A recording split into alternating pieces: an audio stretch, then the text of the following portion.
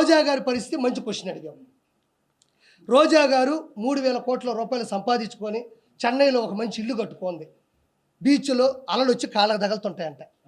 బాగా ఇంత తాగి ఇంత ఊదుమొహం వేసుకొని సంపాదించిన డబ్బుల్ని వెనకబెట్టుకొని బతుకుతూ ఉండాలి.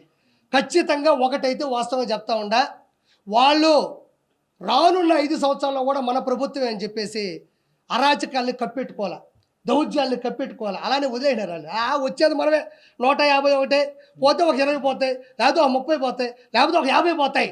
100 వస్తే చాలు రాగానే దౌర్జన్యం చేసి ఆ 75 కూడా లాగేసుకొని 170 చేసేద్దాం అనుకున్నారు. కానీ వాళ్ళు ఊహించాలి వెంకటేశ్వర స్వామి ఇస్తాంతాడని. వెంకటేశ్వర స్వామి కూడా పొత్తు పెట్టుకున్నాడు, ఇవిడికి తెలియదు. కాబట్టి ఈరోజు ప్రతి ఒక్క ఎమ్మెల్యే, ప్రతి ఒక్క మినిస్టరు అందరూ 1,000 కోట్లు లాగేశారు. అందరి మీద కూడా ఛార్జ్ షీట్ ఫైల్ అవుతుంది, అందరి మీద కూడా కేసు పడుతుంది, కోర్టుకి వెళ్తారు. రెడ్ బుక్ అన్నారు. రెడ్ బుక్ అంటే ఏంటంటే ఎవరైతే తప్పు చేశారో వాళ్ళని లా ప్రకారం, రూల్ ప్రకారం, సాక్ష్యాల ప్రకారం వాళ్ళని పట్టుకుంటారని ఉద్దేశం. ఏదేదో పెద్ద చెయ్యక్కర్లే. మళ్ళీ ప్రజల్లోకి వెళ్తానంటున్నాడు. సో మళ్ళీ మీరు అంతకుముందు చంద్రబాబు నాయుడు అడ్డుకున్నట్టుగా ప్రభుత్వం అడ్డుకునే ప్రయత్నం చేస్తారు. అసలు పోతాడా? యాడి నుంచి యాడికి పోతాడు? టిట్కో ఇల్లు ఇవ్వకుండా నువ్వు నీ మంచి చేస్తానని చెప్పగలడా? అన్నా క్యాంటీన్లన్నీ రద్దు చేసి అన్నా క్యాంటీన్లు పక్కన కొట్టి నీకు అన్నం పెట్టాడని చెప్పగలడా? రోడ్లు సరిగ్గా ఇవ్వకుండా నీకు నేను ఆటోలు ఇచ్చాను, 10,000 రూపాయలు డబ్బులు ఇచ్చాను చెప్పగలడా? ఏ పక్క నుంచి నీకు నేను మంచి చేశానని చెప్పగలడు? ఒక మాట, చిన్న మాట ఇది. ప్రతిసారి జగన్మోహన్ రెడ్డి నేను మీకు మంచి చేస్తుంటే ఓటేయండి అన్నాడు. మంచి చేయలేదు కాబట్టి ఓటేయలే, ఓడిపోయాడు. ఇంకా దానికి no more questions, no more answers.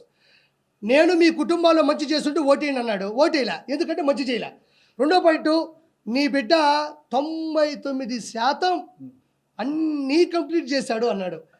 నేను ఈరోజు ఒక మాట చెప్తున్నా, 99% అన్నాడు, మిగతాది 1% ఉంది కదా, ఆ 1% ఏమనుకుంటున్నారు? ఏమన్నా సంపూర్ణ మద్యపాన నిషేధం అన్నావు, మరి చేయలేదంటే అదే 1% అంటాడు, అదే 1% అంటాడు. టిట్కో ఇల్లు ఇస్తా అన్నావు అంటే అదే 1% అంటాడు.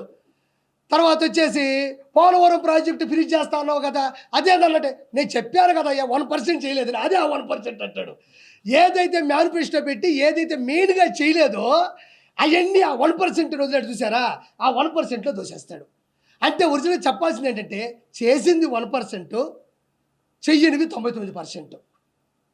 బిడ్డ బటన్ నొక్కితే నేరుగా అన్నాడు.